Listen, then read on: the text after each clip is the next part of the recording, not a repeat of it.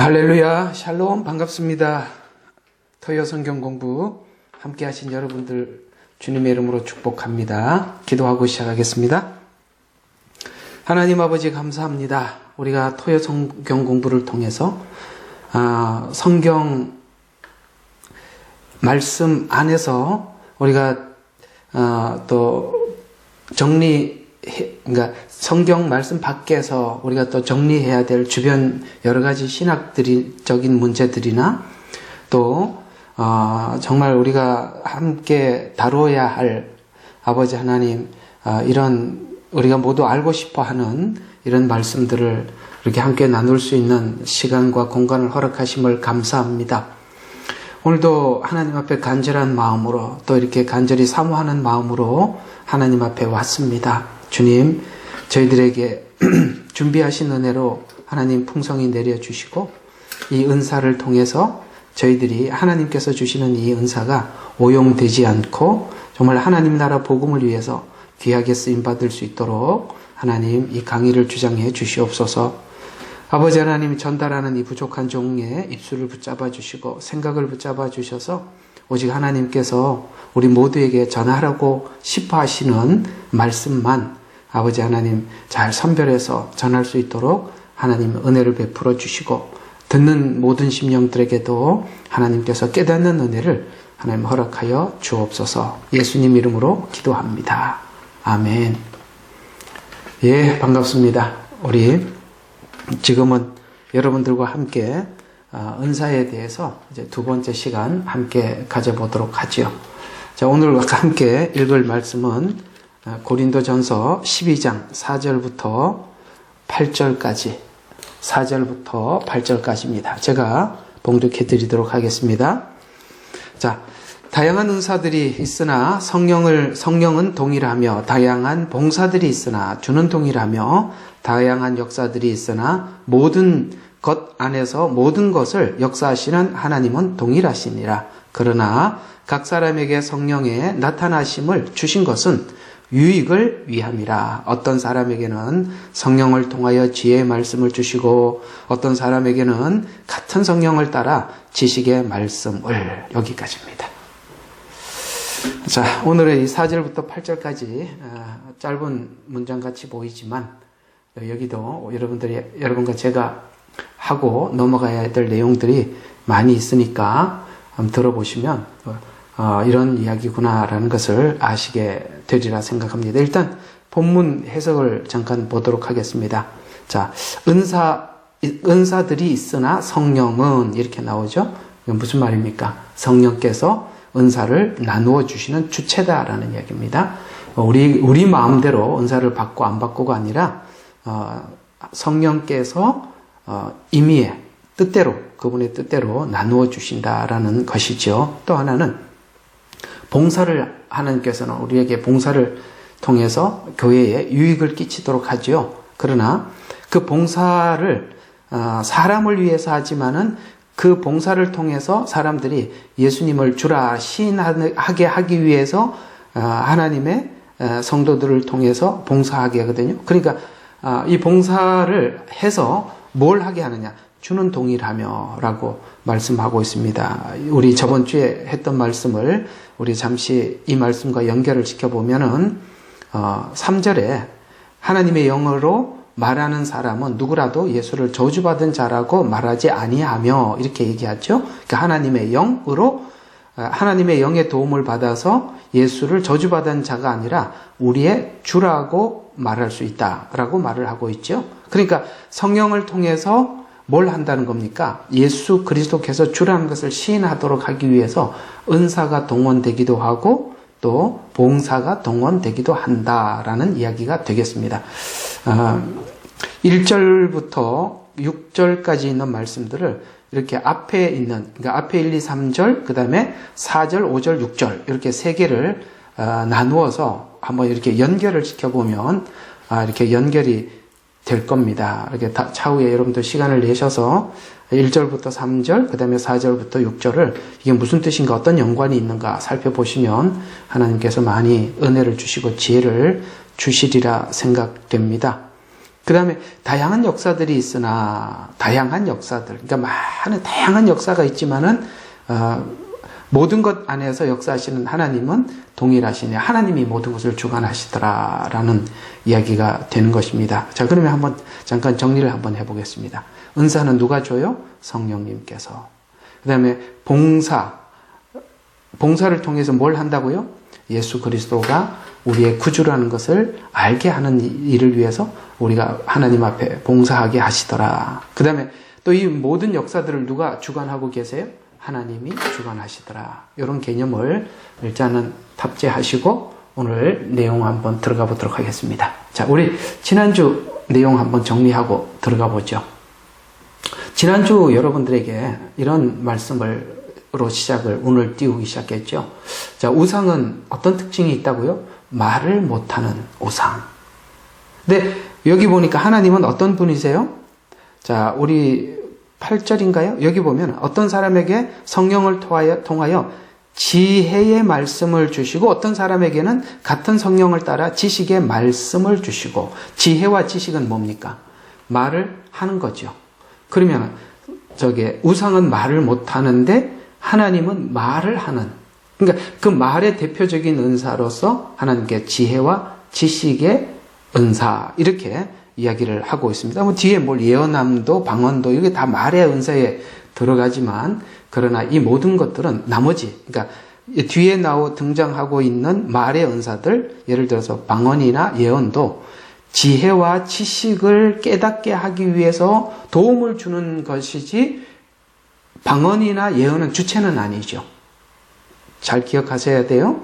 자, 방언과 예언도 말의 은사예요. 지식과 지혜도 말의 은사예요. 그런데 뭘 위해서 하는지, 자, 이렇게 되는 겁니다. 지혜와 지식도 예수님을 알게 하기 위해서 지혜와 지식이 동원이 됐어요. 근데 이 지혜와 지식이 우리에게 예수님을 아는데 도움을 주기 위해서 하나님께서 방언도 주시고 예언도 주시는 거예요. 그러니까 순서가 어떻게 되는지 아시겠죠? 그러니까 지혜와 지식의 은사를 우리에게 주신 것은 지식과 지혜의 말씀을 깨닫게 하기 위함인데, 지혜와 지식의 말씀의 주인이 누구더라? 예수님이더라. 이해가 가시죠? 요 구조로 되어 있다는 것이죠. 그러니까 지혜와 지식을 깨닫게 하기 위해서 보조 은사로 예언이나 방언이 동원된 것이지, 우리가 계속 이런 방언이나 예언, 이런 게 지식과 지혜의 은사 위에 올라가 버리면 이게 안 되는 거죠. 왜냐하면 이거는 보조 은사인데 이게 주은사가 될 수는 없다는 것이죠. 이게 보조 은사와 주은사를 구분을 하셔야 돼요.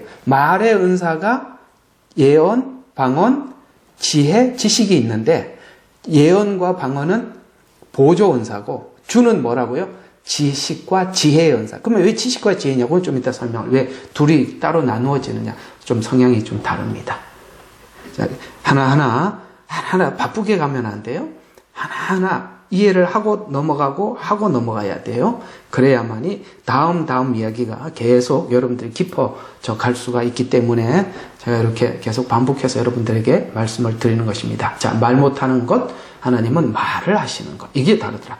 이 말을 못한다는 것은 뭐죠? 아는 게 없고, 주체도 아니고, 살아있지도 않고, 우리를 이해시키지도 못하고, 뭐 이런 말들이 있는 것입니다. 그래서 우상은 하나님과 완전히 말을 한다, 말을 못한다는 것에서 완전히 대비돼요. 사실 여기서 우상과 하나님은 완전히 구별되는 것입니다. 전혀 다른 것이죠. 자, 그리고 이 말을 해서 뭐를 하느냐? 순종하는 신앙을 대비해서 하나님께서 은사를 베푸신 것은 하나님을 알게 하기 위해서, 말을 해서 우리가 하나님이 이런 분이시구나 라는 것을 우리가 알게 되고, 그 알게 된 이 알미, 지식이거든요. 아까 말씀드린 이게 아는 것이 지식이에요.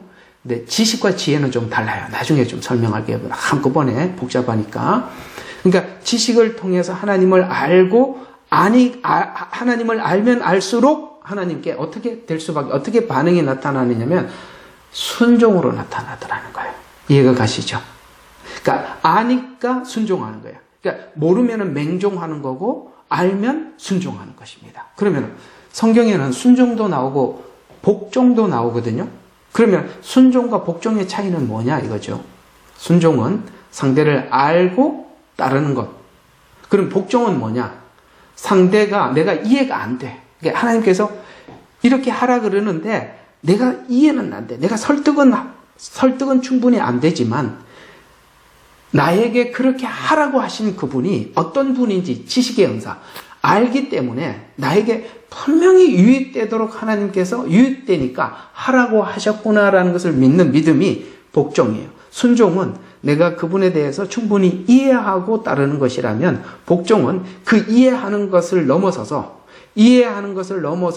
너무나도 그분이 어떤 분인지 너무나도 잘 알기에 내가 손해를 보는 것 같더라도 이렇게 하라고 하신 그분이 어떤 분인 줄 알기 때문에 이해가 안 되더라도 그분을 믿기 때문에 따르는 것을 복종이라고 하는 것입니다. 순종과 복종을 다시 정리할게요. 순종은 뭐라고요? 이해해서 따라가는 것. 복종은 이해를 믿기 때문에, 그분을 믿기 때문에 이해가 안 되더라도 따라가는 것. 이게 복종입니다. 아시겠죠? 이런 단어들이 이렇게 구분이 된다는 것. 우리가 순종이라는 말을 쓸 때나 복종이라는 말을 쓸 때도 이런 개념이 안 들어가 있으면은 어느 때 이게 순종이라는 말을 풀어야 할 때 복종이라는 말로 바꾸기도 하고 복종이라는 말을 순종으로 바꾸기도 하는데 이 순종과 복종은 사실은 복종은 더 차원 높은 믿음이 있기 때문에 따라가는 것입니다. 자, 순종과 복종 이런 개념들을 하나하나 지나가도록 해요. 자, 그리고 우리가 하나님과의 관계가 깊어지기 위해서는 은사가 동원되기에 은사가 교회에 나타나는 것을 알아야 하고 왜요? 하나님과의 관계가 깊어지기 위해서는 하나님을 알아야 되는데 하나님을 알려면 어떻게 합니까?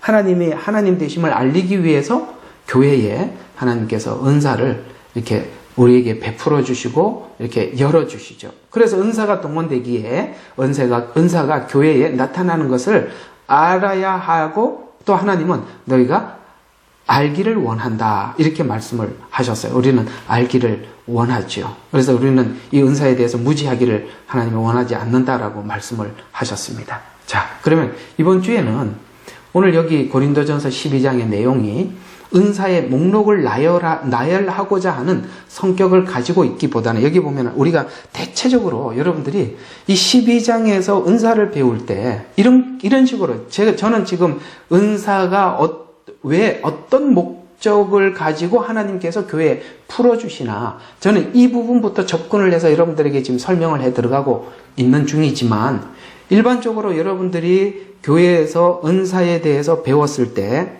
여기 12장에 있는 내용 안에서 이렇게 은사의 종류가 뭐고 그 다음에 은사의 종류가 뭐냐 뭐 이런 정도로 아마 배우셨을 거예요. 맞나요? 그런데 그거보다 더 중요한 것은 이 은사는 너무나도 귀한 도구예요. 예를 들어서 자동차라는 도구는 우리가 어디 이동해야 될 때 쓰는 도구지 않습니까? 이해가 가죠. 그런데 우리가 대체적으로 이 자동차가 어떻게 굴러가는지를 모르는 사람들은 기아를 넣고 그 다음에 핸들을 조작하고 브레이크를 밟고 악셀레라터를 밟으면 가고 브레이크 밟으면 서고 핸들 오른쪽으로 돌면 오른쪽 왼쪽으로 돌면 왼쪽 이렇게 이 정도만 알고 있으면 이 정도만 알고 있는 사람과 이 자동차가 어떻게 휘발유가 들어가고 그 안에 엔진이 어떻게 움직이고 그 움직이는 엔진이 어떻게 바퀴에 동력이 전달되고 이런 것을 알고 자동차를 운전하는 사람과 그냥 악셀에다 밟으면 가고 브레이크 밟으면 서고 핸들 돌리면 오른쪽으로 가면 오른쪽으로 돌고 왼쪽 돌리면 왼쪽으로 간다. 이 정도 알고 있는 사람이 운전하는 거하고 같습니까? 많이 다르죠. 안에 있는 부속품에 대해서 전혀 모르는 사람은 만약에 가다가 이 자동차가 오작동 혹은 고장이 난다든가 이런 문제가 생기면 완전히 아무것도 할 수가 없죠. 이런 것처럼 아까 이제 우리가 보통 교회에서 이렇게 은사에 대해서 여기 12장에 대해서 공부를 할 때 이렇게 기적 그 다음에 예언의 은사, 영분부열의 은사, 방언의 은사 이런 종류들만 나열하는 것만 배우다 보니까 우리가 이 은사에 대한 지식이 너무나도 수준이 낮아요.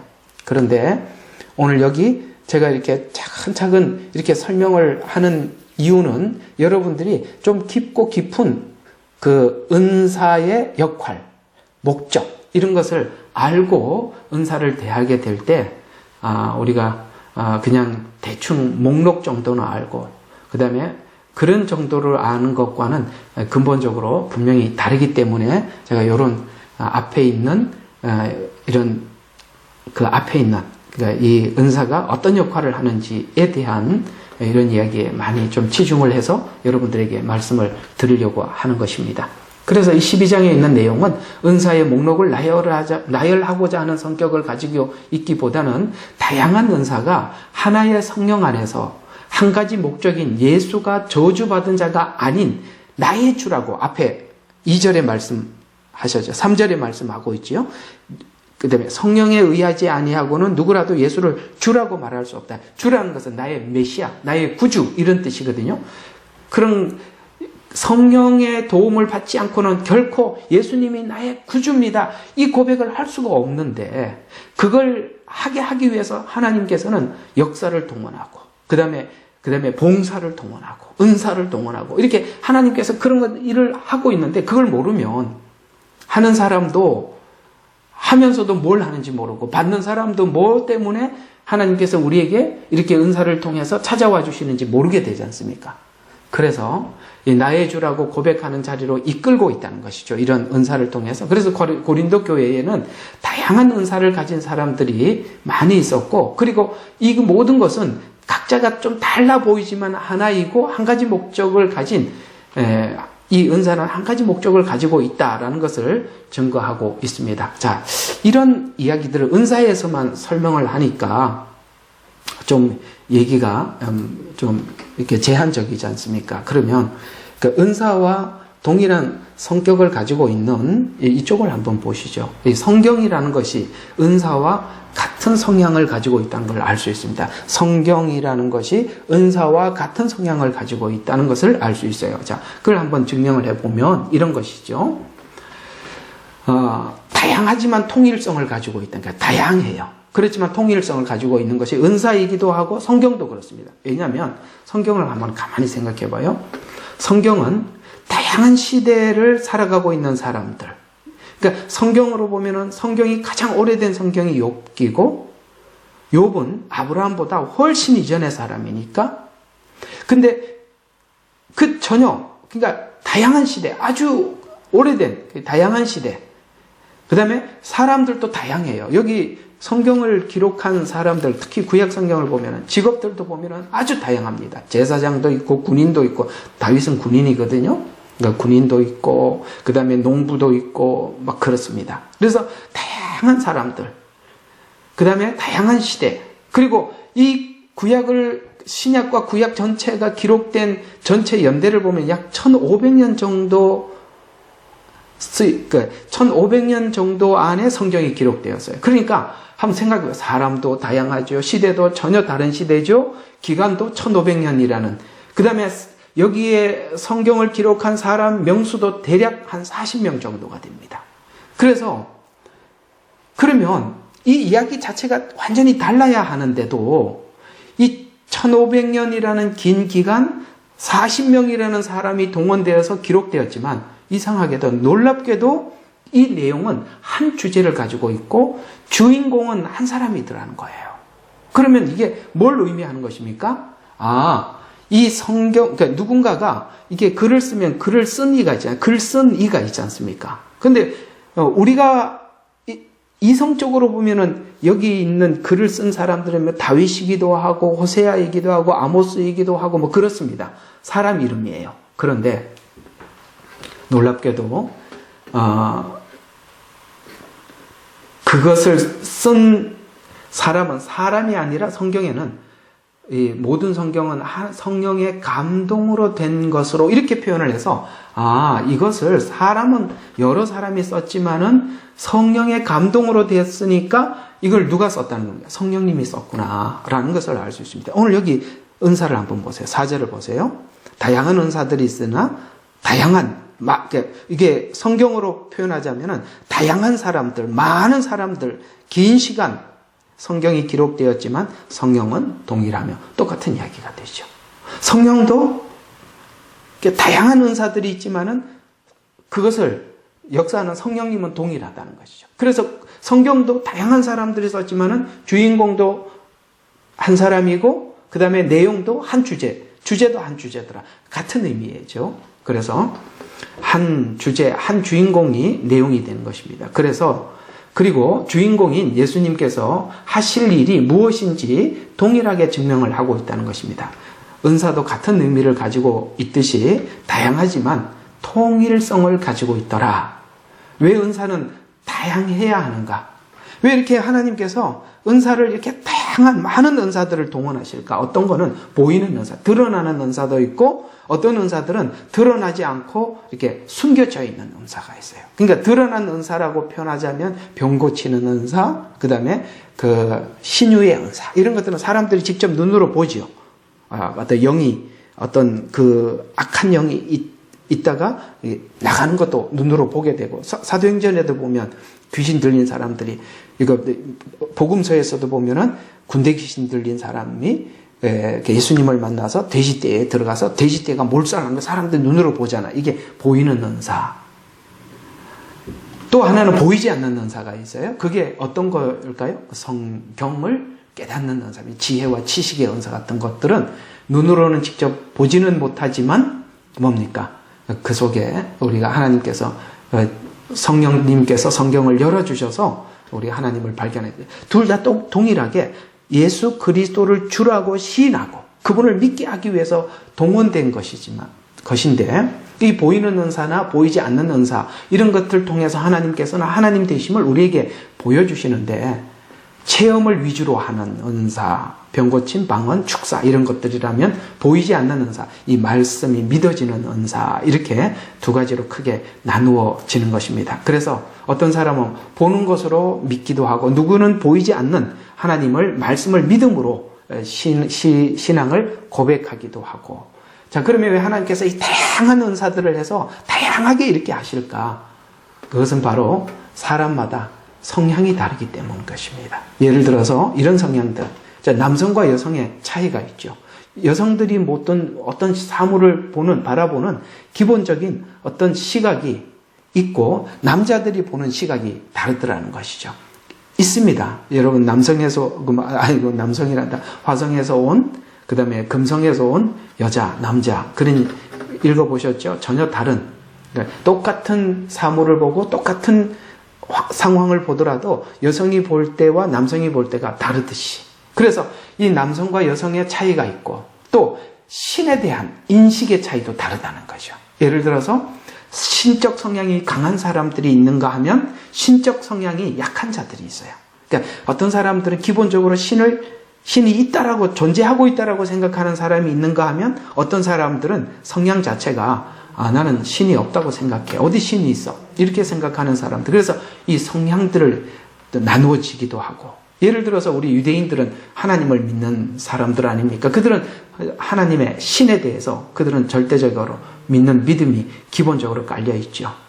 그러나 이방인들은 많은 사람들이 하나님을 믿지 않는 성향들이 가지고 있습니다. 이해가 가시죠? 남성과 여성, 그 다음에 신적 성향이 강한 자와 약한 자. 그러니까 이런 모든 사람들이 어떤 사람들에게 보여줘서 데리고 와야 되고 어떤 사람들은 말씀을 이해시켜서 데려와야 되고 이해가 가시죠? 그래서 하나님께서는 다양한 은사들을 통해서 그 다양한 사람들에게 접근해 가시는 것입니다. 그래서 서로가 접근하는 방식이 다르기 때문인데 각자 성향이 다르게 나타나기 때문입니다. 예를 들어서 또 하나 우리가 성경에서 나타나 있는 내용으로 좀 여러분들에게 설득을 하고 이해를 시킨다면 여러분 인간에게는 오감이라는 것이 있죠. 이게 청각이 있고 청각 듣는 거, 그 다음에 시각 보는 거, 촉각 만지는 거, 그 다음에 미각, 그 다음에 이렇게 이렇게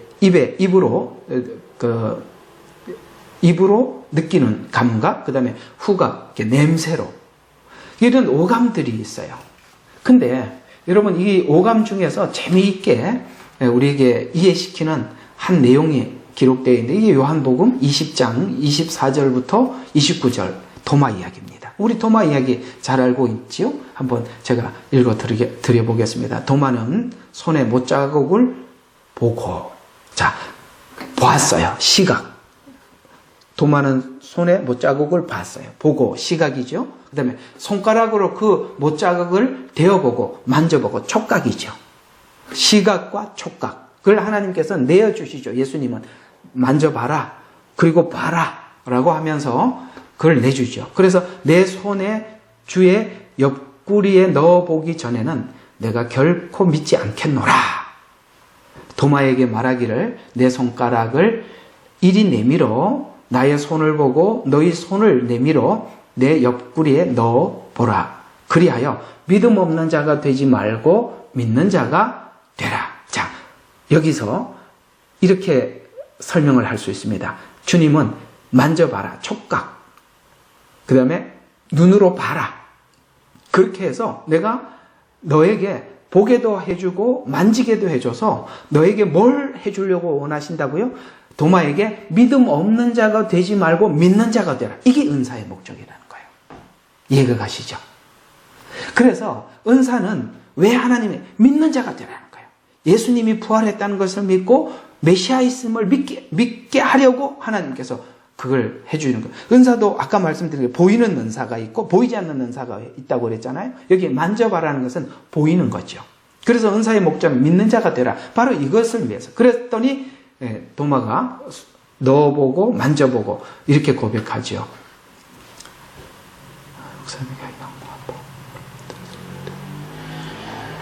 자, 그래서 나의 주 나의 하나님이여 라고 하니 나를 보았으므로 보았으므로 믿는구나. 보지 않고 믿는 자는 복이 있도다. 이렇게 예수님께서 말씀을 하셨습니다.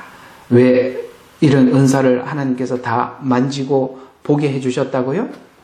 믿으라고. 자, 그리고 계속 이어서 질문은 나중에 여기 그 채팅창에 올리지 말아주세요. 신경이 쓰이니까. 지금 그런 얘기가 아니지 않습니까? 자, 요한복음이 기록된 이유가 이어서 이렇게 나옵니다. 자, 도마 이야기를 하다가 쭉 이어서 이렇게 나옵니다. 예수께서 그의 제자들의 면전에서 이 책에 기록되지 아니한 다른 많은 표적들을 행하셨음은 다만 그것들을 기록한 것은 너희로 뭐라고요? 예수가 그리스도 곧 하나님의 아들이심을 믿게 하려는 것이요. 됐죠? 아까 믿음 없는 자가 되지 말고 믿는 자가 되라라고 이 도마의 예를 들어서 예수님이 그대로 이어서 30절과 31절에서 그 성경을 기록한 목적을 설명을 해줬어요. 이 책에 기록되지 아니하는 많은 표적들을 행하셨음은 다만 그것들을 기록한 것은 너희로 예수가 그리스도 곧 하나님의 아들이심을 믿게 하려는 것이요. 또 믿음으로 그의 이름을 통해서 뭐를 하려고요? 생명을 얻게 하려 함이라. 정확하죠. 그러니까 성경 기록의 목적이나 그 다음에 은사의 목적이 같더라는 것이죠. 이렇게 이해를 하고 나니까 많이 도움이 되시죠? 그래서 하나님께서는 도마를 통해서 은사의 목적은 믿음을 갖게 하려는 것이라 라고 말씀을 하고 동일하게 성경을 통해서도 기록한 것을 믿게 하려는 것이다. 둘 다 은사나 말씀이 똑같은 목적을 가지고 있다. 예수님이 주라는 걸. 어때요? 아까 12장 3절. 예수님을 저주받았다고 말하지 아니하고 성령에 의하지 않고는 누구라도 예수를 주라고 말할 수 없느니라.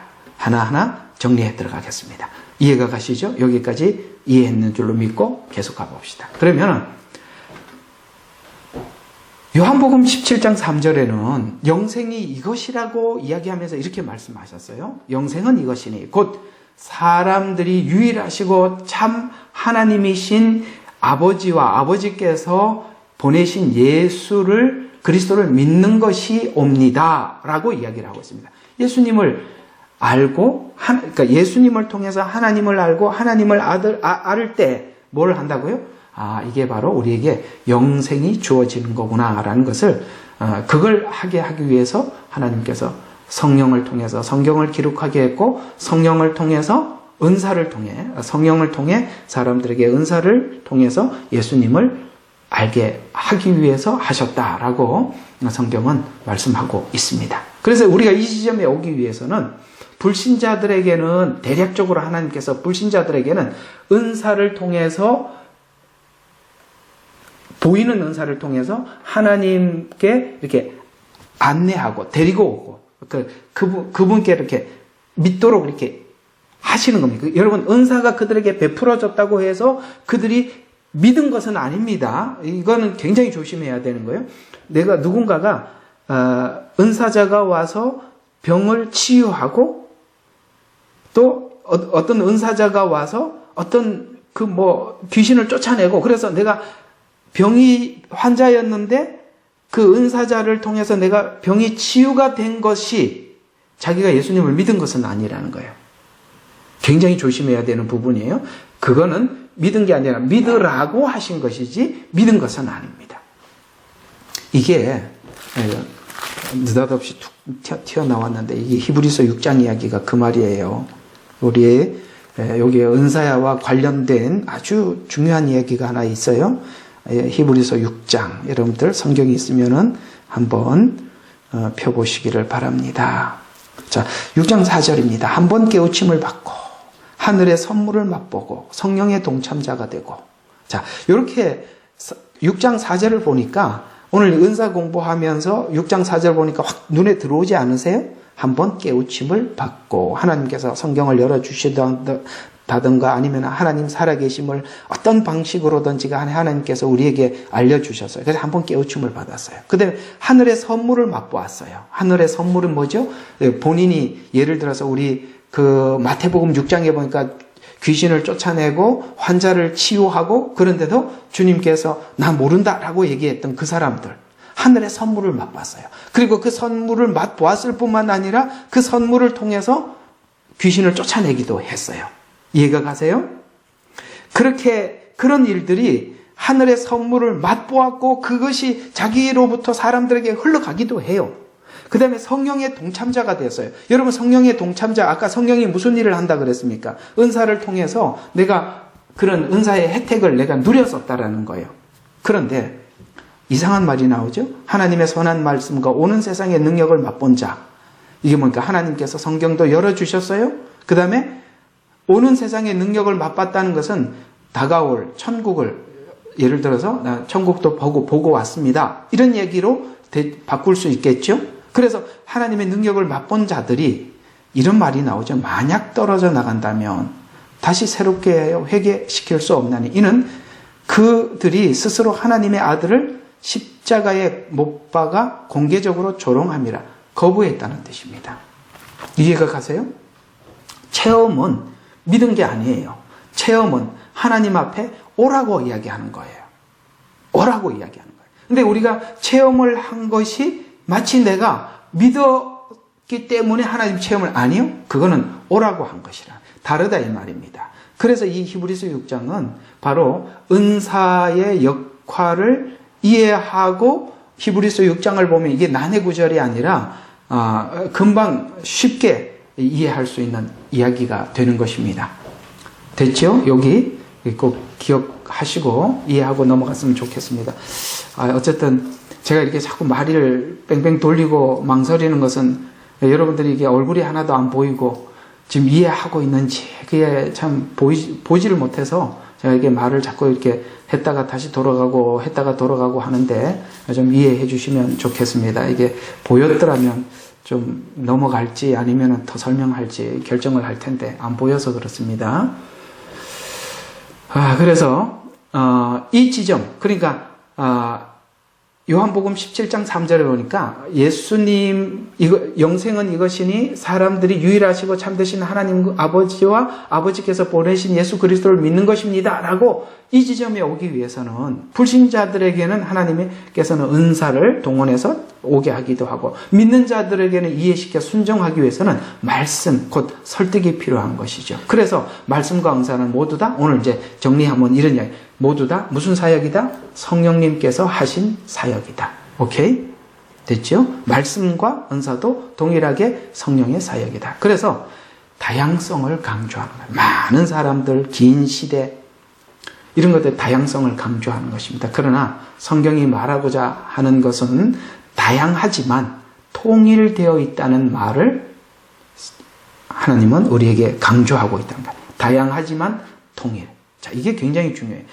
다양한 것만 인정을 하게 되면 통일이 되질 않아요. 예를 들어서 이 고린도 교회의 문제가 왜 자꾸 분파가 나누어지냐면 다양함 속에서 통일성을 모르니까 다양한 사람들이 내 은사가 우월하다, 네 은사가 우월하다 이렇게 다양성만 주장을 하니까 통일된 어떤 목적. 그러니까 은사를 공부하는 게 중요한 게 은사 종류를 나누는 게 중요한 게 아니라 이 종류가 어떻게 통일되어 있고 일치되어 있는지 이걸 배우는 게 훨씬 중요하다는 거예요.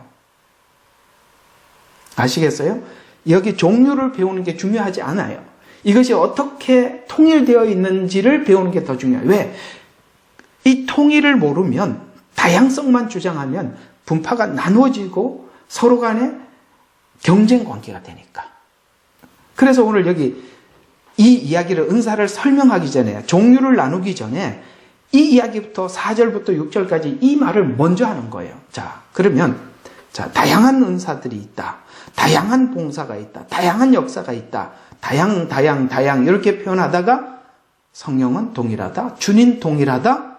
그 다음에 하나님은 동일하다.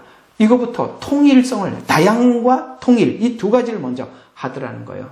그런데 이게 이제 무슨 뜻이냐면 은사는 성령님의 뜻에 따라서 분배해서 나누어 주는 것. 이렇게 원래 원어 그대로 번역을 하면 성령님의 뜻에 따라 분배해서 나누어 주는 것. 이렇게 해야 원래 정확한 번역을 하는 건데 우리가 요 부분이 상당히 이게 좀 문제가 있어서 제가 이 개역개정과 킹제임스 이 두 개만 좀 일단은 봤어요. 개역개정에는 은사는 여러 가지나 그러니까 굉장히 약하잖아요. 여러 가지나. 근데 킹제임스성은 조금 더 선명하게 설명을 해요. 다양한 은사들이 있으나 여러분들 한번 보세요. 이 둘의 말의 뉘앙스가 많이 다를 겁니다. 은사는 여러 가지나 이 말하고 다양한 은사들이 있으나 이 말은 앞에 있는 개역개정은 뭔가 그 다음에 이 말을 더 깊이 숙고해보지 않고 그냥 넘어가게 만듭니다. 근데 킹제임스는 조금 낫죠? 다양한 은사들이 있으나 다양이라는 말이 훨씬 더 낫죠. 근데 이 원어 그대로 번역을 하면 이렇게 되더라고요. 은사는 성령의 뜻에 의해 분배한 것. 이렇게 번역을 해야 맞아요. 다시 한번 은사는 성령의 뜻에 분배되는 것. 이렇게 해야 우리가 구어체는 아니지만 구어체는 말을 하는 구어체는 아니지만 이렇게 했을 때 사람들이 딱 붙잡게 되는데 이 말이 앞에 있는 은사는 여러 가지나 이렇게 지나가 버리니까 그냥 굉장히 중요한 내용이 슬쩍 넘어가는 그런 성향이 있어요. 원어 그대로 하면 은사는 성령의 뜻에 분배되는 것이나 이렇게 했더라면 은사를 가지고 더 이상 네 은사가 더 귀하다, 내 은사가 더 귀하다 이렇게 싸우지 않았을 텐데 너는 왜 하나님께서는 왜 저 사람에게는 은사를 주시고 나는 안 주십니까? 이런 말도 하지 않았을 텐데 그 다양한 은사들 중에 나도 이걸 갖고 싶어요, 나도 저걸 갖고 싶어요 이렇게 가든지 아니면은 은사에 고급한 은사와 저급한 은사를 나누고 이런 일들을 안 했을 텐데 은사는 성령의 뜻에 의해서 분배되는 그러니까 성령의 뜻에 의해서 분배가 되었으니까 주신 것도 성령의 뜻에 의해서 주신 것이었을 것이고 그렇죠? 그 다음에 안 주신 것도 성령의 뜻에 의해서 안 주신 것 그래서 안 받아도 감사하고 받아도 감사할 텐데 이렇게 하니까 이 번역 자체가 문제가 있더라. 이걸 오늘 좀 여러분들에게 말씀을 드리고 넘어갑니다. 그래서 분배해서 나누어 주었지만 목적과 통일성을 가지고 있는데 즉 다양성과 통일성을 강조해서 모두가 하나 안에서 어떤 하나 안에서 이루어지고 있음을 강조하기 위함입니다. 그래서 이 은사는 선물, 성령에 의한 선물이다라는 그렇게 우리에게 말씀을 하시면서 은사를 통해서 주가 같음을 알게 하기 위해서 봉사한다.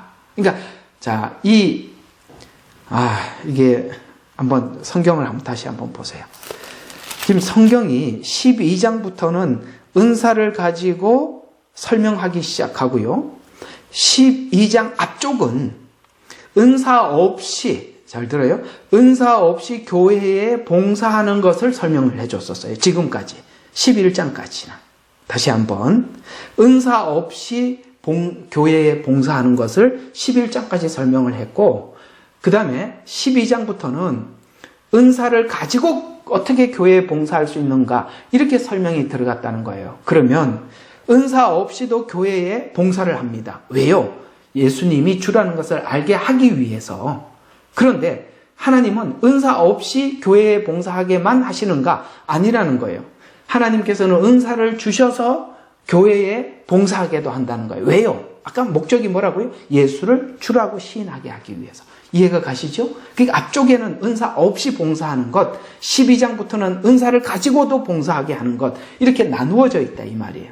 그 둘 다 모든 것이 뭐라고요? 주를 알게 하기 위해서다라는 말로 이제 12장에서 이렇게 설명을 하고 있어요. 또 봉사는 같다, 이렇게 봉사는 같다라고 이야기를 하고 있는데, 이 봉사라는 말은 직임이라는 말이에요. 직임. 개역개정에는 직임. 원래 원어로 보면은 섬기다, 봉사하다. 근데 이게 이제 원어 안에서 보면 이 봉사라는 말도 이게 사도도 봉사 이렇게 나와 있고, 전도자도 봉사, 그 다음에 연보도 봉사 이렇게 나와 있어요. 그러니까 우리가 사도라는 직분을 가지고 봉사하기도 하고, 전도자로 봉사하기도 하고, 어떤 사람은 하나님 앞에 연보를 해서 봉사하기도 하는데, 이게 모두 다 왜 그러냐?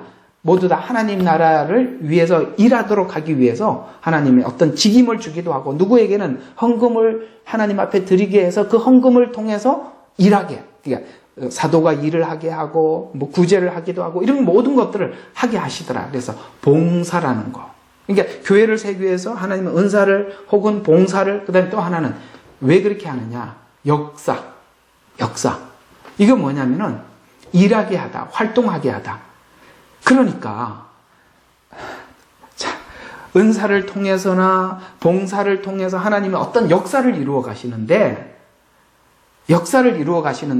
하나님께서는 누구를 지명해서 불러서 그 일을 하게 하고, 또 그 일을 계속 하려면 누군가가 그 사람이 생활을 해야 하니까 헌금을 통해서 그 사람이 생활을 하게 하고, 이런 모든 일들을 누가 하더라? 하나님이 갔다. 그래서 오늘 여기 4절부터 6절까지 한번 봐요. 다양한 은사들이 있으나 성령을 동일하고, 그 다음에 봉사가 있어요. 그 다음에 주는 동일하고, 역사가 있어요. 역사를 일으키는 분은 누구다? 일하게 하시는 분이, 이게 모든 것을 은사, 봉사를 동원하시는 분이 하나님이시더라. 정리가 되셨어요? 그런 이야기입니다. 그래서 은사, 봉사, 역사는 모든 것이 그리스도께서 자신을 저주로 인해서 십자가에 죽으신 것이 아닌 성도들의 구주요, 주가 되기 위한 내용을 전달하기 하려는 목적을 가지고 있다는 것입니다. 그래서 위에 있는 이 이야기, 아까 은사, 봉사, 역사, 이걸 보면서 이것이 성경에 이런 예가 있느냐? 있죠. 이게 이제 중요한 거예요. 예가 있는 거. 이걸 찾아내는 게 진짜 중요한 거예요. 그래서 이게 바로 출애굽 사건에서도 동일하게 오늘 여기 4절부터 6절까지 있었던 말 그대로 등장을 하는데요. 한번 봅시다. 출애굽 사건을 우리 머릿속에 상상을 해보세요. 하나님께서는 이스라엘 백성들을 이제 애굽에서 데리고 나와서 가나안 땅까지 이끌어 가셔야 돼요. 하나님이 이게 역사의 계획이라는 말이에요. 아까 역사는 같다 그래. 하나님이 역사를 일하게 하다 그랬죠. 그러니까 하나님이 세운 계획이 완성이 돼야 돼. 그러면 하나님께서 그 세운 계획을 완성하기 위해서 뭐를 하느냐? 봉사자를 세우시더라는 거예요. 그게 누구죠? 모세를 준비하여 세우신 것입니다. 오늘 여기 똑같지요? 봉사들은 있으나 주는 동일하고 봉사자를 세우셨어요. 그래서 모세를 준비하여 세우시죠. 그래서 이것을 누가 세우셨다? 하나님이 세우시더라. 부르신 이가 하나님이시더라. 역사하시는 이가 하나님이시더라. 라고 여기 말씀하고 있죠. 그 다음에 모세를 통해서 일하는 역사는 같다. 그래서 모세를 통해서 일하는 구원의 역사. 근데 모세를 통해서 또 여기 보니까 성령, 자, 다양한 은사들이 있으나 성령은 또 은사. 여러분, 이 은사는 모세에게 어떻게 나타났습니까? 바로 이 애굽 땅에서 10가지 재앙으로 애굽 땅을 치는 것으로 나타났죠. 보이게. 바로에게는 보이게. 이스라엘 백성들도 하나님의 약속이 홍해를 건너는 것을 그들이 보이게. 그래서 은사. 그러니까 하나님께서 세우신 모세를 직분을 주셔서 하나님의 계획, 역사를 이루게 하기 위해서 모세에게 은사를 주셔서 기적을 베풀게 하고 그 역사를 쭉 진행하더라. 똑같죠. 그러니까 이게 다 뭐였습니까? 출애굽도 구원의 역사를 우리에게 설명한 것이라면 오늘날도 하나님께서는 주의 종들을 부르셔서 목사라는 직분을 세우시고 그 다음에 하나님께서 그 일을 하도록 지혜의 말씀을 주시는, 누구에게는 지혜의 말씀을 주셔서 교회를 이끌어 가게 하기도 하고 지식의 말씀을 주시기도 하고 어떤 사람에게는 보이는 은사를 통해서 교회를 세워나가게 하기도 하고 그렇게 하시더라는 것이죠. 그렇게 해서 나중에 이제 모세를 하나님께서 리더자로 세우시고 그 다음에 직임들을 계속 세워나가죠. 아론을 세워서 제사장 직임을 하게 하고 성막을 하나님께서 짓도록 그 성막 설계도를 모세에게 하나님께서 항상 모세를 중심으로 계속 모세와 말을 해서 그 모세가 백성들에게 말을 전달하는 요 방식으로. 그래서 하나님의 종을 통해서 계속 하나님의 말씀을 전하게 해요. 제사장의 직임을 세우기도 하고 올리압과 부사레를 세워서 성막을 짓게 하고 그 다음에 각 족장들을 세워서 족장을 관리하게 하고 그걸 모두를 하나님께서 직임자인 모세를 세워서 그 일을 하더라는 것이죠. 자, 여기서 참 중요한 어떤 교회의 운영의 원리들을 하나님이 교회를 어떻게 운영하시는가 그 원리들을 우리가 이해할 수 있는 많은 부분들이 있어요. 그래서 모세의 사역을 봉사로 이 모든 것을 주관하게 하신 이가 하나님이신데 그 목적은 이스라엘 백성에게 하나님 되심을 보여주고 애굽 땅의 종되었던 곳에서 건져내심을 보아서 눈으로 보아서 확인케 하는 것을 목적으로 하고 있다. 그러니까 결국은 이런 모든 것들이 하나님의 하나님 되심을 알게 하기 위해 하는데 목적을 두었다라는 것으로 우리가 오늘 이 모세의 부르심과 그 다음에 모세의 기적을 통해서 우리가 이해할 수 있는 것인데 자 그럼 이걸 제가 이렇게 좀 설교식으로 지금 우리가 현대 교회를 이해하는데 도움이 되도록 여러분에게 좀 참고해서 설명을 드린다면 하나님께서는 모세를 세우신 목적이 분명히 있잖아요. 모세를 세운 목적이 있어요. 그러니까 모세를 통해서 하려고 하는 일이 이스라엘 백성들을 거기서 애굽에서 꺼내는 일이고 가나안 땅 앞에까지 데리고 가는 것이 하나님의 목적이에요. 오늘날 주의 종의 목적이 뭡니까? 세상에 있는 사람들을 교회로 데리고 와서 하나님의 말씀을 양육해서 결국에는 천국 앞에 하나님 앞에 세우는 것이 하나님의 종의 목적. 이 모세의 목적이고 바울의 목적이고 사도들의 목적이죠. 똑같이 하나님의 종들의 목적이 똑같은데 그러면 이 일을 위해서 하나님은 모세에게 모든 것을 지원해 주십니다. 선지자들에게도 모든 것을 지원해 주시고 사도들에게도 지원해 주시죠. 모세에게는 10가지 재앙을 그 다음에 사도들에게는 하나님께서 놀라운 기적들을 주셔서 정말 조금이라도 그들이 뭔가를 손을 얹고 사람들한테 기도하면 낫기도 하고 막 놀라운 기적들을 하나님께서 베풀어 주시죠. 딱 한 가지 목적입니다. 바로 가나안 땅으로 데리고 가는 하나님 나라에 이끌어가기 위한 것이죠. 이런 것처럼 하나님께서는 리더를 세운 목적에 따라서 모세를 세운 것처럼 리더를 세운 목적에 따라서 교회의 사역은 중심이 되더라는 거예요. 그러면 누구나 다 모세처럼 하나님께서 그런 막 애굽에서 행했던 그런 기적도 일어나고 그 다음에 모세가 정말 현명하게 판단을 하기도 하고 하나님께로부터 주시는 말씀을 받아갖고 전하기도 하고 그러잖아요. 그런데 현대 교회는 어떤 사람에게는 여기 보니까 성령의 역사에 따라서 어떤 사람에게 말씀을 주시기도 하고 어떤 사람들에게는 어떤 눈에 보이는 은사를 주시기도 하고 그래서 교회가 크게 보면은 주의 종들 사이에 2가지 형태로 나누어져 있어요. 하나는 바울과 같이 씨를 심는 자가 있고 아볼로처럼 물을 주는 사역이 있어요. 그러니까 목사님들을 가만히 살펴보면 어떤 분에게는 이렇게 씨앗을 심는 것처럼 이렇게 불신자들을 하나님 교회에 데리고 오는 씨를 심는 또 온 사람들을 양육하는 아볼로처럼 그런 두 가지 형태의 사역으로는 보통 세상 사람들을 교회에 데리고 오려면 어떤 사역이, 어떤 은사를 주셔야 될까요? 보이는 은사가 필요하겠죠. 그러면 교회에 온 사람들이 양육을 받으려면 보이는 은사, 그들은 하나님에 대해서 부인하지 않아요. 그들은 하나님을 믿어요. 그렇기 때문에 그 사람들에게 보이는 것보다 양육이 필요하죠. 그래서 어떤 사람에게는 보이는 은사를 주시기도 하고 어떤 사람에게는 말씀을 주시기도 하는 거예요. 근데 저 같은 사람들은 하나님의 말씀의 은사를 주셔서 온 사람들을 이렇게 아볼로처럼 물을 주는 사역이죠. 이렇게 양육하는 사역이 있고 어떤 사람은 앞쪽의 사역이 이렇게 두 군데로 나누어지더라. 이제 이해가 가십니까? 하나님께서 그 종을 어떤 쪽에 쓰시느냐에 따라서 그 교회의 은사가 풀어지는 거예요. 그 종에 의해서 풀어지는 것이지 성도들이 어떤 은사가 있다고 해서 그 교회가 목적이 바뀌어지는 게 아니라는 거예요. 이 말을 잘 기억하셔야 돼요. 이 말을 잘 기억해요. 하나님은 그 교회 세운 종을 중심으로 해서 그 종을 세운 목적에 따라서 그 교회의 은사를 베풀어 주시는 분이시지 성도들이 이런 은사가 있으니까 그 교회 리더를 성도들을 따라가게 하지는 않는다 이 말입니다. 모세를 중심으로 해서 아론이 세워지고 올리압과 부사를 하나님이 모세가 임명을 하고 이렇게 하는 것이지 모세가 아론을 따라가는 것도 아니고 올리압과 부사를 따라가는 것도 아니고 족장들에 의해서 모세가 움직이는 것도 아니다. 잘 기억하셔야 돼요. 이게 바로 하나님께서 교회를 운영하는 원리이기도 하는 거예요. 하나님이 그 종을 어떤 목적으로 세우셨는가? 됐죠? 그래서 은사나 기적 그리고 봉사와 역사 모든 하나님의 사역은 다양하지만 통일성을 가지고 있고 서로가 조화롭게 나타나고 이루어진다. 그래서 다양함이 통일성으로 나타나지 않으면 누군가 하나님의 역사심 안에서 하지 않는 자가 있다는 증거가 되는 것이죠. 다양함이 통일성으로 가지 않고 다양함이 홀로 다양함으로 남아있으면 자기 혼자 남아있으면 통일로 가지 않으면 이거는 하나님의 역사 안에서 하고 있지 않다. 자기 고집으로 한다.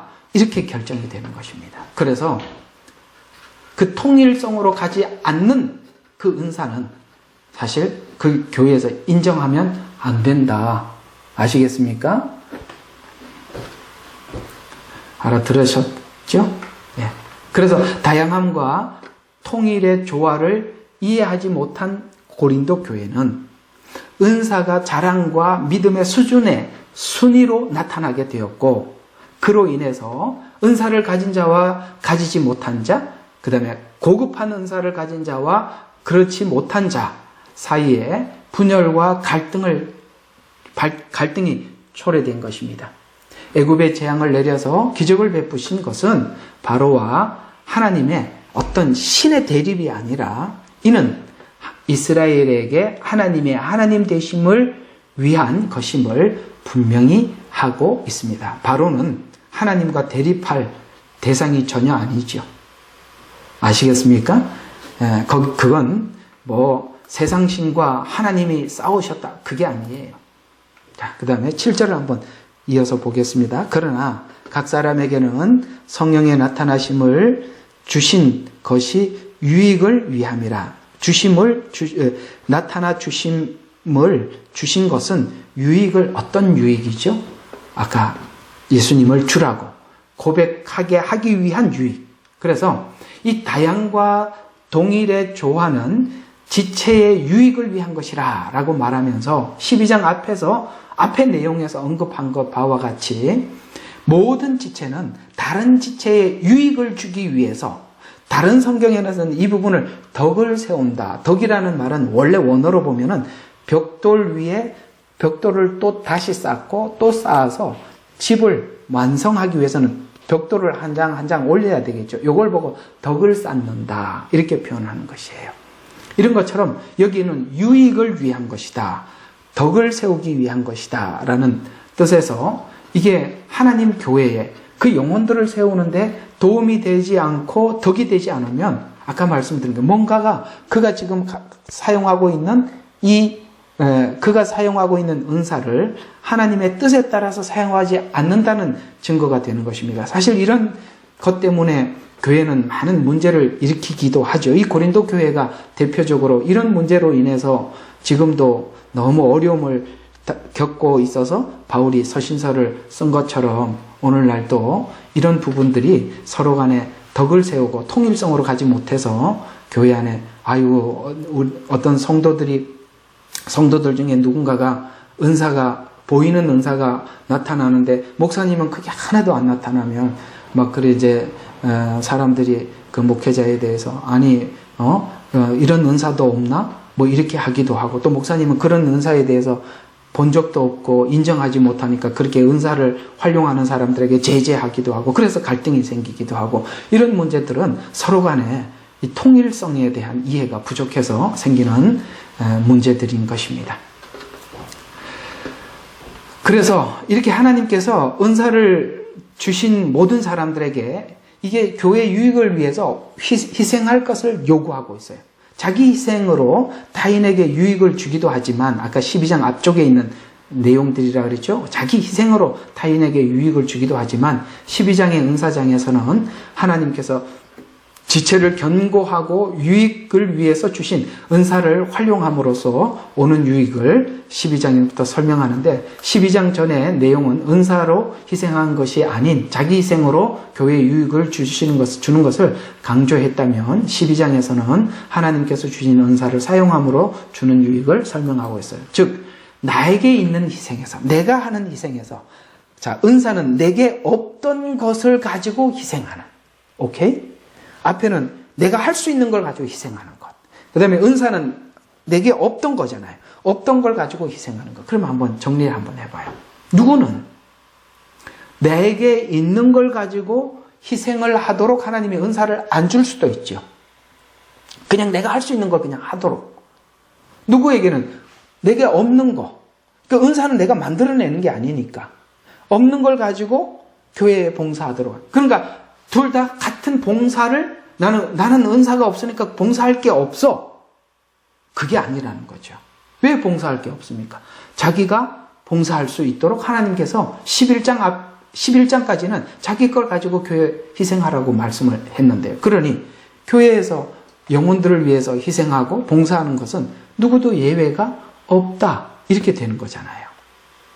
특별한 하나님 앞에 그렇게 부름을 받은 사람만 하는 것이 아니라 누구나 다 그렇게 하나님 앞에 희생하고 봉사하도록 불러주셨다라는 것입니다. 그러면 오늘 여기 금방 읽었던 이 8절에 있는 말씀은 이런 이야기입니다. 신자가 하나님 교회에 희생해야 될 이유가 뭐냐? 성도된 이유가 그리스도께서 십자가에서 희생하셔서 우리를 구원하셨기 때문이고, 그래서 성도들은 교회 사이에 서로 희생을 통해서 그리스도의 몸을 세워갈 것을 요청받고 있어요. 왜냐하면 주님의 희생으로 우리가 구원을 받았듯이 성도들의 희생이 없이는 누군가를 돌볼 수가 없기 때문에. 그래서 신자들의 삶의 중심에는 교회의 유익을 위해서 희생해야 한다는 대주제가, 숙제가 우리 모든 성도들이 가지고 있는 하나님이 주신 숙제고 명령이라는 것이죠. 왜냐하면 교회는 끊임없이 불신자들이 교회에 와서 예수를 믿어서 우리 표현으로 하면은 이 금방 막 태어난 신생아들이 계속 출생을 하고 있기 때문에 그렇잖아요. 그러니까 불신자들이 교회에 와서 자라려면은 누군가가 어른들의 돌봄이 필요하다는 거예요. 그래서 하나님이 어떤 사람에게는 은사를 줘서 그걸 하게 하고, 어떤 사람은 자기 희생으로라도 하게 해서 그들을 양육하라는 거예요. 여러분, 베드로에게 하나님께서, 예수님이 이렇게 말씀하셨죠. 내 양들을 먹여라. 내 어린 양을 먹여라. 왜 어린 양들이 계속, 왜냐면은 여러분, 이 베드로가 사도행전에서 보면은 복음을 외쳤더니 막 사람들이 3,000명이 돌아오고 5,000명이 막 돌아오는 거예요. 그 다 우리로 표현하자면 신생아들 아닙니까? 그 신생아들이 교회에 돌아와서 누군가가 이런 것들을 가르치기도 하고, 디모데에게 말한 것처럼 네가 정말 하나님 앞에 충성된 이렇게 희생을 하는 그 사람들을 잘 가르쳐라. 그렇게 할 때 그들이 또 다른 사람을 가르칠 수 있으리라 라고 말한 것처럼 교회 안에는 어떤 사람이 신생아, 어떤 사람은 5살, 어떤 사람은 10살, 15살, 20살 이렇게 쭉 있단 말이에요. 그러면은 그 사람들이 그 다음 사람들을 자꾸 이렇게 가르쳐서 세워가는, 내가 은사가 있든 없든 그들을 양육해라 라는 이 숙제가 우리 모든 성도들에게 있어요. 그것이 에베소서 4장 15절과 16절에 이 숙제를 우리에게 이렇게 부탁을 하고 있는데요. 오직 사랑 안에서 진리를 말하며 우리가 모든 일에 성장해서 자라야 된단 말이에요. 성장해서 그에게 이르리니 그는 머리시며 곧 그리스도시리라. 그로부터 온 몸이 각 부분의 분량 안에서 효과적인 역사를 받았어요. 아까 효과적인 역사, 유익. 여기 말하는 게 유익. 아까 역사는 여러 가지나 하나님은 같으나라고 하는 것처럼 효과적인 역사. 하나님께서는 이런 걸 다양하게 효과적으로 역사를 해서 알맞게 결합하고 체격이 형성되어 몸을 성장시키고 사랑 안에서 몸 자체를 세워가느니라. 결합되고. 그래서 누군가가 들어와서 신생아가 이제 자라게 되면 자기가 해야 될 역할이 뭔지 알게 돼서 거기에 찾아가잖아요.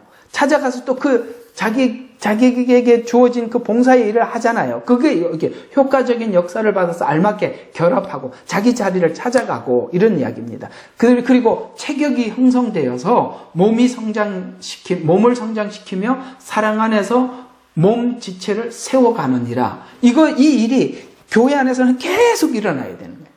들어오고 자라고 이런 일들이 세워가야 해요. 그래서 이 효과적인 역사라는 하나님께서 이 효과적으로 역사하기 위해서 봉사의 일을 하게 하고 그 다음에 은사를 주시기도 하고 역사를 이루어가기도 하고 이게 4절부터 6절까지 이 말이 그 말입니다. 그래서 통해 세워져가는 하나님의 몸으로 유익해 하기 위해서 각자에게 주신 분량 안에서 세워가는 일을 하시는 것입니다. 그래서 오늘 같고 다양하나 이런 말들을 계속하고 있습니다. 그래서 같은 성령 안에서 어떤 사람에게는 그분께서 원하는 대로 나누어 주시느니라. 이 말을 꼭 머리에 기억하시기 바랍니다. 자, 같은 성령 안에서 어떤 사람에게는 그분께서 원하는 대로 나누어 주시느니라. 이게 은사를 이해하는 가장 기본 중에 기본이에요. 그분이 원하시는 대로. 그러니 여러분, 나는 이게 있다. 나는 저 사람은 저게 있고 나는 이게 없다. 절대 질투할 것도 아니고 서로 경쟁할 것도 아니고 그렇다는 것입니다. 그분의 뜻. 그래서 교회의 유익을 위해서 먼저 본문은 같음을 인식하고 각 사람에게 다름을 인식하고 같음을 인식하고 각 사람마다 다름을 인식하고 그다음에 한 가지 목적을 인식시켜 주고 있는 것입니다. 이 인식을 해야 성령은 같다. 나누어 주는 사람은 그분이 원하는 사람에게 준다. 그렇다면 목적도 같다는 말이 된다. 이해가 가시죠? 네. 그래서 8절에서 나온 이유는 지혜와 지식의 말씀으로 이제 나누어지는데 이 지혜와 지식의 말씀에 대해서 오늘 여기 8절에 보니까 어떤 사람에게는 성령을 통해서 지혜의 말씀을 주시고 어떤 사람에게는 같은 성령을 따라 지식의 말씀을 주셨다라고 이제 구체적으로 은사에 대해서 나열해 들어가기 시작합니다. 아까 서두에 여러분들에게 말씀드렸던 것처럼 이 8절에서 이 지혜와 지식의 말씀을 은사에 가장 먼저 우리에게 밝혀주시는 이유가 뭐냐면은 2절에서 말하는 말 못하는 우상과 대조해서 말씀하시는 하나님, 이를 우리에게 강조하기 위해서인 것입니다. 그래서 하나님께서 인간을 찾아오셨을 때 성경에서 하나님을 소개할 때 이 요한복음에서는 말씀이신 하나님이다 라고 이렇게 소개를 하고 있어요. 하나님이 우리에게 찾아오실 때 뭐라고 이야기해요? 말씀이 육신이 되어 우리 가운데 거하심에, 이렇게 말씀하고 있거든요. 말씀이 육신이 되었다 라는 말은 인간과 교제로 다가오시는 분. 왜 말씀으로 찾아왔냐? 교제하려고 온 거라. 말하러 왔단 말이죠. 왜냐하면 하나님께서 우리를 찾아오신 이유는 교제하자고 오신 거기 때문에 말씀하신 거거든요. 이해가 가시죠? 교제하라고.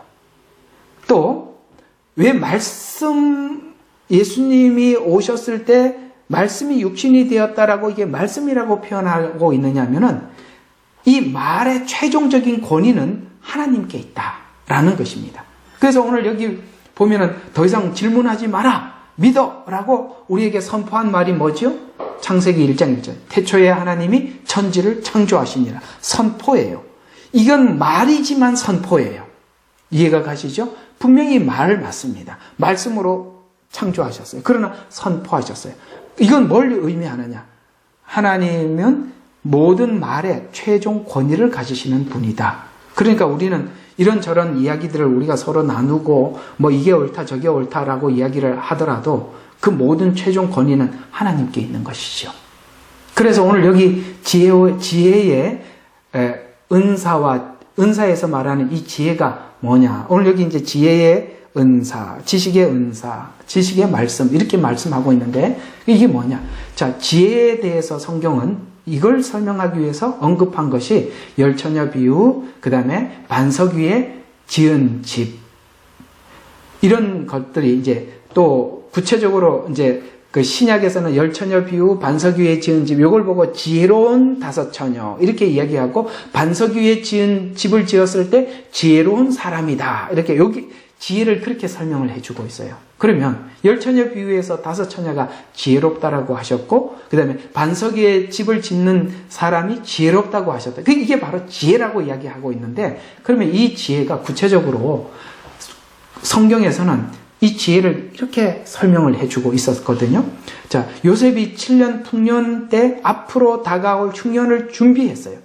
그걸 보고 하나님께서는 하나님의 말씀을 듣고 준비한 것을 지혜롭다라고 말씀하죠. 자, 그럼 제가 지혜를 아까 열처녀 비유에서 그 다음에 반석 위에 집을 지은 자도 지혜롭다고 했고, 요셉이 7년 풍년 때 다가올 흉년을 준비한 것을 보고 하나님이 지혜라 이렇게 표현했습니다. 자, 대략 지혜는 성경은 이렇게 설명을 해주고 있어요. 그렇다면 이런 성경에서 말하고 있는 지혜가 뭐냐 이거죠.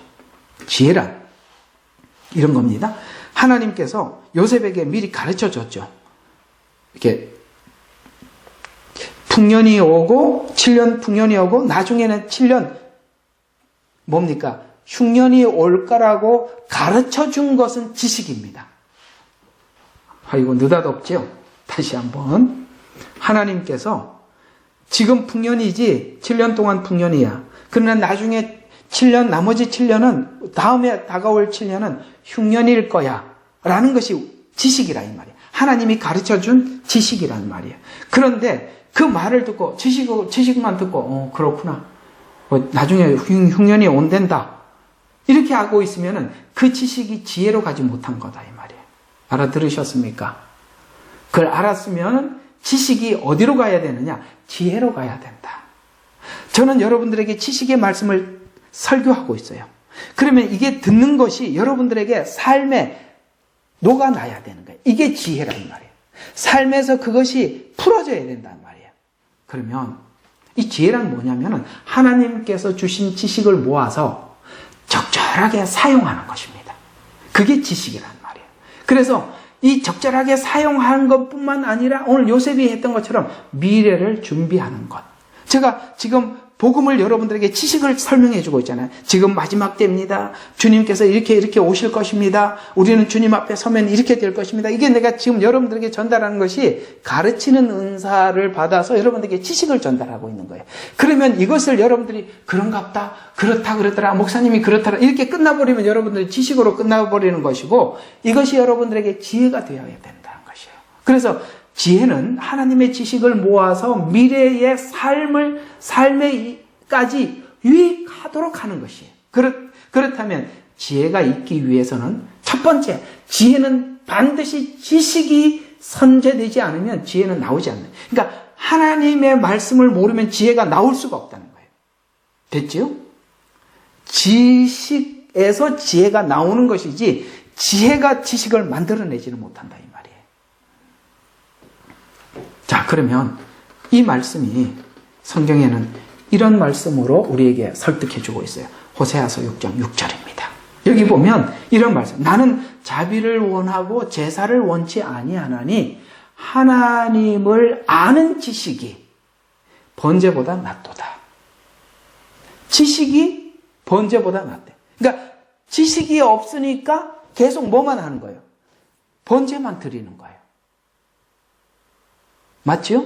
지식, 하나님이 뭘 원하는지 모르니까 지식을 구하지 않으니까 그냥 번제만 드리면 죄가 용서되는 줄 아는 거예요. 그래서 계속 번제만 드려. 그러니까 하나님 뭐래? 아니다. 나는 제사를 원하는 게 아니라 자비를 원한다. 그리고 하나님을 아는 지식이 번제보다 낫다. 지식이란 뭐냐? 하나님이 어떤 분이고 무엇을 원하는가를 아는 것이 지식이라. 저는 하나님께서 이렇게 지식의 은사를 주신 케이스예요. 그러니까 여러분들이 제 설교를 들어보면은 그 말이 그 말이었었구나. 이게 그 뜻이었구나. 하고 여러분들이 많이 깨닫게 되는 것입니다. 이게 지식의 은사예요. 그러면 여러분들은 지식의 은사인 이 하나님 말씀을 듣고 여러분들은 어떻게 해야 되죠?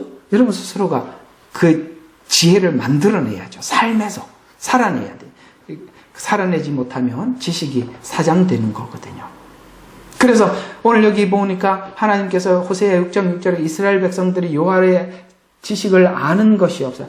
여호와를 아는 지식이 없어서 멸망하는도다. 이렇게 표현하고 있어요. 열심은 있어요.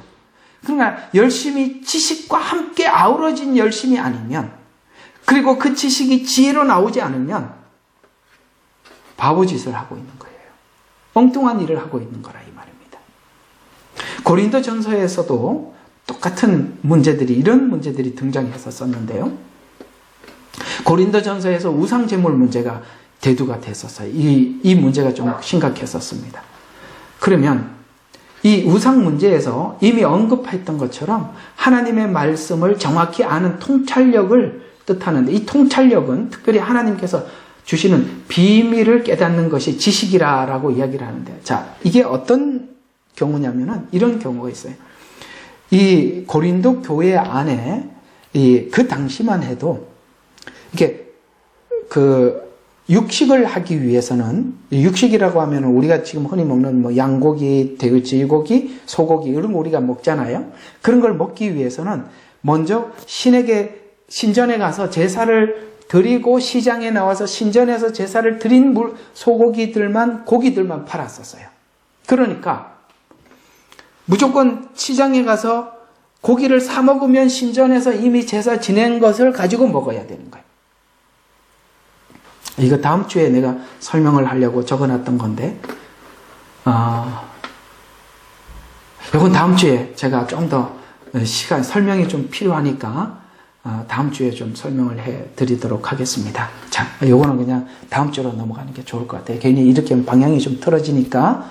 자, 그러면 지혜와 지식은 함께 있어야 하는데, 먼저 지식이 있어야 지혜가 있게 됨을 성경은 우리에게 말씀해 주고 있는데, 고린도 전서에서 지혜와 지식에 대한 설명을 이렇게 설명을 하고 있습니다. 자, 지혜가 지식이 되기 위해서는 어떻게 되느냐. 자, 지식부터 한번 설명해 보겠습니다. 지식과 권리. 자, 지식은 기본적으로 사도로서 이런 권리가 있다는 것을 아는 것이 지식이었어요. 그게 뭐냐. 고린도전서 9장 1절과 6절. 자, 내가 사도가 아니냐? 자, 맞죠? 사도 바울은 사도가 맞아요. 내가 자유인이 아니냐? 맞아요. 자유인이죠. 내가 예수 그리스도 우리 주를 보지 못하였느냐? 만났죠. 주 안에서 행한 나의 일이 너희가 아니냐? 내가 열심히 사역해서 이 교회를 세웠고 너희들이 주님 앞에 돌아온 거예요. 행한 일이 너희가 아니냐? 라고 이야기를 딱 언급을 하다가 쭉 뒤에 가서 이렇게 얘기합니다. 나를 신문하는 자들에 대해서 당신이 사도가 아니다 라고 하는 그 신문하는 자들에 대한 나의 답변은 이것이니, 자, 사도로서 너희가 주는 사례비로, 분깃으로 내가 먹고 마실 권리가 없겠느냐? 당연히 그걸 권리가 있다. 이게 지식이란 말이에요. 기본. 왜냐하면 일하는 소에게 망을 씌우지 않잖아요. 그러니까 먹게 하고 일을 시켜야지. 어떻게 먹을 것도 안 주고 일만 시키느냐. 이 말이거든요. 그래서 우리가 먹고 마실 권리가 없겠느냐. 이게 지식이죠. 우리가 다른 사도들이나 주의 형제들이나 게바와 같이 자매된 아내를 내가 결혼해서 부인을 얻을 권리가 있지 않겠느냐. 베드로가 부인하고 사이가 참 좋았어요. 그래서 이 게바와 같이 자매된 아내를 동반할 권리가 없겠느냐. 사실 바울이 결혼을 안 한 것도 이 결혼을 하면 가정에 신경을 써야 되니까 내가 너희들에게 좀 더 내가 삶을 하나님 앞에 헌신하고 봉사하기 위해서 안 했다라고 분명히 말하고 있어. 결혼 안 한 이유를. 그래서 아내를 동반할 권리가 없겠느냐. 이게 성경에서 다 허락한 거고 우리가 해도 되는 것이다. 이게 권리다. 또한 나와 바나바가 일을 아니하여도 될 권리가. 그게 무슨 말이에요? 이 고린도 교회에서는 이 바울과 바나바가 실제 자기들이 직접 가서 돈을 벌고 그 번 돈으로 생활을 했었어요. 교회에서 분깃을 준 것이 아니라는 거예요. 이게 지금 뭘 이야기하는 거냐면 당연히 사도로서 받을 수 있는 권리가 있다라는 것이 지식이란 말이에요. 원래 성경은 그렇게 말을 했고 이게 기본 틀이라 이 말이에요. 지식이에요. 그런데 이것이 지혜로 이 교회가 아직 이런 사도들에게 충분한 생활비를 줄 만한 믿음이 되질 않으니까 그들이 괜히 생활비 몇 푼 받다가 그 믿음이 연약한 지체들이 실족할까봐 자제했다. 이게 지혜라는 말이야. 이해가 가세요? 지식은 하나님 앞에 권리를 다 알고 있는 거예요. 그러나 이 지식이 지혜로 가야 되는데 이 지혜가 어떤 쪽으로 갔느냐면은 아까 여기 유익을 주는 데로 갔다는 거예요. 그 연약한 성도들의 유익. 아까 또 우상의 제물도 여기서 한 가지, 그러니까 좀 이따 나오네. 나오네. 자. 그래서 지식이 지혜로 어떻게 갔냐면 자제하는 것으로 갔다고 이렇게 표현하고 있어요. 19절 계속 이게 고린도전서 9장 19절 쭉 설명을 이렇게 나옵니다. 내가 모든 사람으로부터 자유인이 되었지만 스스로 모든 사람들에게 종된 것 아시겠습니까? 자유인이 되었다. 요거는 뭡니까? 지식. 그러나 스스로 모든 사람들에게 종이 된 것은 지혜. 더 많은 사람들을 얻으려 함이라. 유익을 위해서 지혜를 썼다. 됐죠? 그리고 27절이니까 내가 내 몸을 억제하여 자제했다는 거예요. 복종함은 다른 사람들에게 전파한 후에 어떻게 해서든지 내 자신이 버림받지 않게 하는. 이걸 여러분들이 이상하게 해석하시는 분들이 있는데 이게 어떤 이야기냐면은 버림받는다는 것은 야 바울이 복음을 전하고도 잘못하면 하나님이 버리더라. 이 말이 아니라 주를 위해서 열심히 이렇게 살았는 것이 나중에 상급이 되지 않을 전파한 후에서 내 자신이 버림받지 않는다는 것은 이것이 하나님 앞에 상급으로 남아있지 않으면 안 된다. 이런 말이라 이 말이에요. 상급을 이야기하는 것이지 바울이 무슨 버림을 받습니까? 아시겠습니까? 이거 그런 데다 함부로 쓰는 게 아니에요. 됐죠? 자, 지식이 지혜로 갔는데 지혜가 사람들에게 유익이 되고 덕이 되고 도움이 되도록 그 지식을 내가 자유스럽게 우리 갈라디아서는 네가 자유인이 되었기 때문에 다시 종으로 가지 말아라는 이 자유를 어디로 쓴 거예요? 하나님 나라의 유익을 위한 자유로 내가 마음껏 쓸 수 있는 지혜 아시겠죠? 또 하나 예를 들어보면 아까는 이제 사례비를 가지고 이렇게 예를 들었다면 바울이 또 한 가지 예를 든 것이 우상 제물에 대한 지식과 지혜의 관계에 대한 예를 또 이렇게 들었었어요. 자, 우상 제물을 먹는 것은 아무것도 아니다. 왜냐하면 우상은 없는 거니까. 그리고 그 고기를 먹는다는 것은 모두가 알고 있듯이 뭐예요?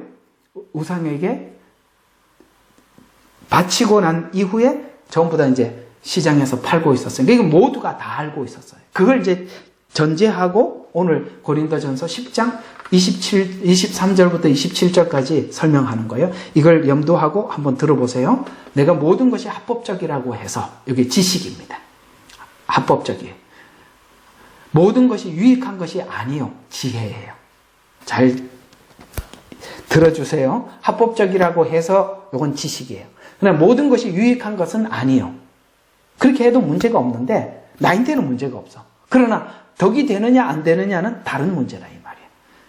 유익한 것은 아니에요. 모든 것이 합법적이라고 해서 이것도 지식입니다. 다 세워주는 것은 아니니라. 그렇게 해도 되는데 그것 했다고 해서 남들을 세우는 것은 아니더라. 누구나 자기 자신의 유익을 구하지 말고, 이게 자유. 내가 이 자유를 어떻게 쓰느냐. 자기 유익을 위해서 쓸 수도 있고 타인의 유익을 위해서 쓸 수도 있는 거예요. 그래서 자기 자신의 유익을 구하지 말고 각자 다른 사람의 유익을 구하라. 고기 시장에서 파는 것은 무엇이나 양심을 위해서 묻지 말고 먹어라. 다 알고 있지 않냐. 이는 땅과 거기에 충만한 것이 다 주의 것이다. 아시겠어요? 이 주님의 것이지 그게 무슨 우상의 것이냐. 그게 지식이다. 그러나 만약에 불신자가 있다면 이게 이제 그게 지혜로 넘어가는 겁니다. 28절 10장 28절에 바로 이렇게 설명을 하고 있습니다. 그러나 만일 어떤 사람이 너희에게 말하기를 야, 이것은 우상 제물들에게 바쳐진 제물이다. 그렇게 믿음이 약한 사람이 그렇게 생각을 하고 있다면 라고 하거든 알려준 그 사람과 양심을 위해서 먹지 마라. 이게 상대방 유익을 위해서 먹지 말라는 것. 이는 땅과 거기에 충만한 것이 다 주의 것임이라. 맞지요? 다 주의 것이며. 그러니까 네가 그 양심을 뭘 위해서 써라? 타인의 믿음의 성숙을 위해서 써라. 이런 얘기가 되는 것입니다. 그래서 지식과 지혜의 관계에서 중요한 의미를 주는 말씀은 오늘 여기 10장 고린도전서 10장 29절과 30절에 양심은 너 자신을 위해서 있는 것이 아니라 남의 것이니 어찌하여 나의 자유가 아시겠어요? 내 권리가 다른 사람의 양심을 판단하겠느냐. 그러므로 너희가 먹든지 마시든지 아시겠어요? 먹어도 되고 마셔도 돼. 그러나 먹든지 마시든지 무엇을 하든지 다 하나님 영광을 위해서 하라. 그 하나님 영광이 뭡니까? 하나님이 뭘 항상 생각하고 계세요? 영혼들을 생각하고 있단 말이에요. 그래서 하나님 영광을 위해서 하라. 33절에 보니까 나도 모든 일에 있어서 모든 사람을 기쁘게 한 것 같이 나 자신의 유익을 구하지 아니하고 많은 사람의 유익을 구하노니 이는 그들로 구원을 받게 하려는 것이라. 이게 포인트예요. 많은 사람의 유익을 위해서 한다. 그들을 구원을 받게 하려는 것이라. 그러면 하나님 교회에 왜 지식과 지혜의 은사를 부어주실까요?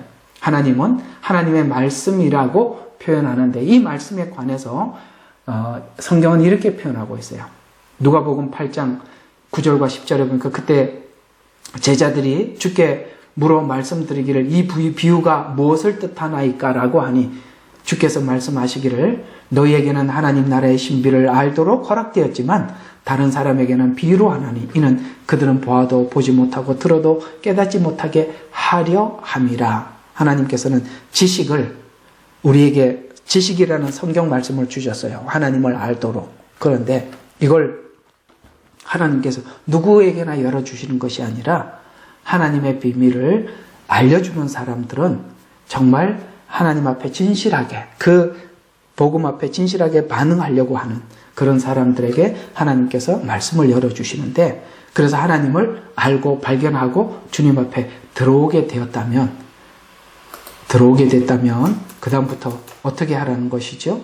그 말씀이 지혜가 되어서 너에게도 유익이 되고 나가서 타인에게도 유익을 끼치게 하기 위해서 하나님께서는 비유로 말씀하셔서 모든 사람들이 알아듣지 못하는데 하나님이 따로 그 제자들을 불러서 그 말씀을 열어주시고 그 제자들은 그 말씀을 깨닫게 되었죠. 자, 제가 말씀하고자 하는 요지는 그겁니다. 오늘 이 씨 뿌리는 비유처럼 하나님의 말씀은 모두에게 공개되어 있어요. 성경은 누구나 다 사볼 수 있습니다. 누구나 다 보고 읽을 수 있습니다. 글을 읽을 줄 알면 다 읽을 수 있어요. 그런데 이 글을 쓰신 이가 누구라고 그랬죠? 성령님이라고 했습니다. 성령님께서 저자예요. 이 안에 주인공이 분명히 있습니다.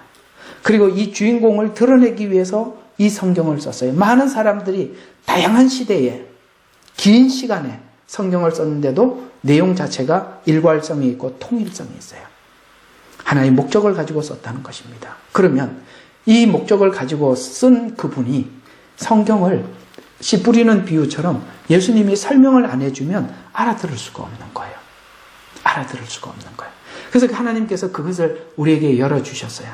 그래서 우리는 예수님을 믿게 되고 그분 안에 들어오게 되었습니다. 그러면 이걸 보고 성경은 지식이라고 표현하는 것입니다. 그러면 이 지식이 어디로 가라고 그랬습니까? 지혜로 가라고 그랬죠. 지혜가 뭐라고요? 바로 나는 반석 위에다 집을 짓게 만들고 지혜로운 열처녀처럼 기름을 준비하게 하고, 아시겠어요?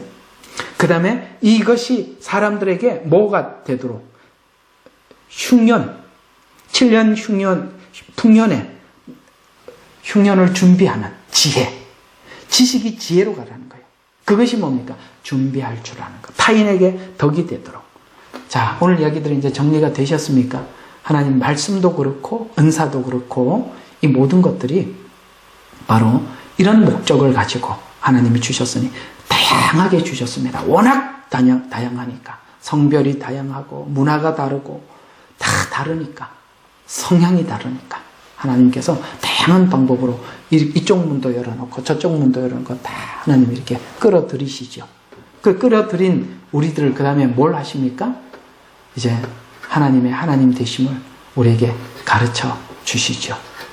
그래서 지식이 되고 그 지식이 이제는 성숙한 지혜가 되어서 하나님 교회에 덕이 되도록 하기 위해서 하나님은 이렇게 말씀도 주시고 은사도 주셨다. 아이고, 1시간 반을 이야기하느라고 했습니다. 여러분, 뭐 나중에 이해가 안 되시는 분들은 한 번 더 들으시려고 하시겠지만 한 번 더 안 들어도 이해가 되도록 제가 설명하려고 이렇게 반복해서 여러 번 했습니다. 좀 생소한 은사 강해지만 듣고 나면 야, 은사라는 것이 이런 거구나. 이 말씀과 다른 말씀을 주신 것과 은사를 주신 것이 목적이 다르지 않구나. 이런 것을 배우게 되고, 성경은 말씀을 왜 어떤 거는 지혜라고 그러고 어떤 것은 지식이라고 하나, 이런 말씀도 이런 차이가 있는 거구나. 그래서 가장 많이 지혜에 대해서 설명한 게 어디예요? 잠언서죠. 지혜, 지식이 지혜가 되는 거. 예. 오늘 여기까지 하겠습니다. 여러분들에게 오늘 이 강의도 큰 유익이 되셨으면 소망합니다. 기도하고 마치겠습니다. 하나님 감사합니다. 오늘은 고린도전서 12장 4절부터 8절에 있는 이 말씀을 통해서 다양하지만 통일성을 가지고 있는 말씀과 은사가 이러이러하다라고 함께 나누어 보았습니다. 주님, 저들이 하나님의 말씀이 왜 우리에게 주어졌는지, 은사를 왜 주셨는지를 이해하는데 큰 도움이 되게 하옵소서. 아버지 하나님, 오늘도 부족한 종을 세우셔서 말씀을 전하게 하셨습니다만 하나님, 덜 부족하게 생각이 듭니다. 그러나 듣는 이들에게도 더 큰 은혜를 주셔서 하나님 말씀이 활짝 열리도록 도와주시옵소서. 그동안 은사에 대해서 오해하고 다쳤던 부분들이 이번 공부를 통해서 활짝 열리는 은혜가 우리 모두에게 있게 축복하옵소서. 우리를 구원하신 예수 그리스도의 이름으로 기도드렸습니다. 아멘. 감사합니다.